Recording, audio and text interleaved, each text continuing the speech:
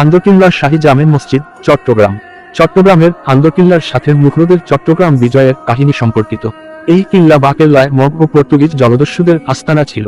1666 খ্রিস্টাব্দের 27শে জানুয়ারি শায়েস্তা খাঁর ছেলে উমেদ খাঁ এই আন্দরকিল্লার অন্দরে বা ভিতরে প্রবেশ করলে এর নাম হয়ে যায় আন্দরকিল্লা। চট্টগ্রাম বিজয়ের স্মৃতি ধরে রাখতে সম্রাট আওরঙ্গজেবের নির্দেশে শায়েস্তা খাঁ 1667 খ্রিস্টাব্দে এখানে নির্মাণ করেন আন্দরকিল্লার শাহী জামে মসজিদ। 1723 খ্রিস্টাব্দে চট্টগ্রামের আরেক মুঘল ফৌজদার ইয়াসিন খাঁ এই জামে মসজিদের কিছুটা দূরে পাহাড়ের দক্ষিণ পূর্ব দিকের একটি টিলার উপর আরেকটি পাকা মসজিদ নির্মাণ করে। তাতে কদম রসুল রাখলে সাধারণের কাছে মসজিদটি গুরুত্ব পেয়ে যায় এবং আন্দরকিল্লার শাহী জামে মসজিদ তুলনামূলক লোকশূন্য হয়ে পড়ে। 1761 খ্রিস্টাব্দে ইস্ট ইন্ডিয়া কোম্পানি মসজিদটিকে গোলাবারুদ রাখার গুদাম হিসেবে ব্যবহার করতে থাকে।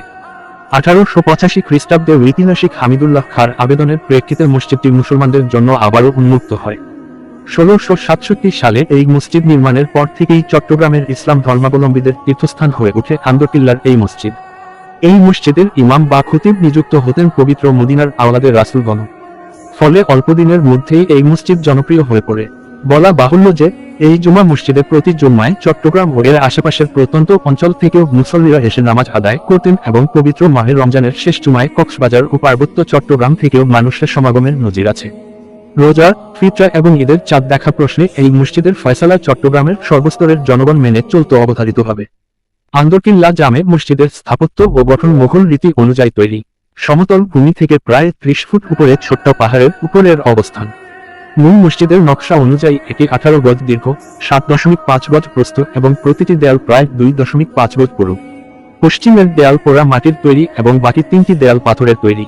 মধ্যস্থলে একটি বড় গম্বুজ এবং 2টি ছোট গম্বুজ দ্বারা ছাদ আবৃত। 1666 সালে নির্মিত এর 4টি অষ্টভুজাকৃতির বুরুজগুলির মধ্যে এর পেছন দিকের 2টি এখন বিদ্যমান।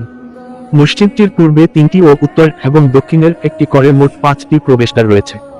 মসজিদটিতে 3টি মেহরাব থাকলেও সাধারণত মাঝের ও সর্ববৃহৎ মেহরাবটি ব্যবহৃত হয়ে থাকে। উল্লেখ্য, মসজিদটি নির্মাণ কৌশলগত দিক থেকে দিল্লির ঐতিহাসিক জামে মসজিদের প্রায় প্রতিচ্ছবি হওয়ায় এটি চট্টগ্রাম অঞ্চলের মুসলিম স্থাপত্য বিকাশের ক্ষেত্রে নতুন মাত্রার জন্ম দেয়। এই মসজিদে পাওয়া সকল শিলালিপির সাথে সিরিয়ার রাক্কানগর এর স্থাপত্যকলার মিল রয়েছে। ভিডিওটি ভালো লাগলেই লাইক, কমেন্ট, শেয়ার করে অন্যকে দেখার সুযোগ করে দিন। দেখা হবে অন্য কোন নতুন ভিডিওতে। সবাই ভালো থাকবেন। আল্লাহ হাফেজ।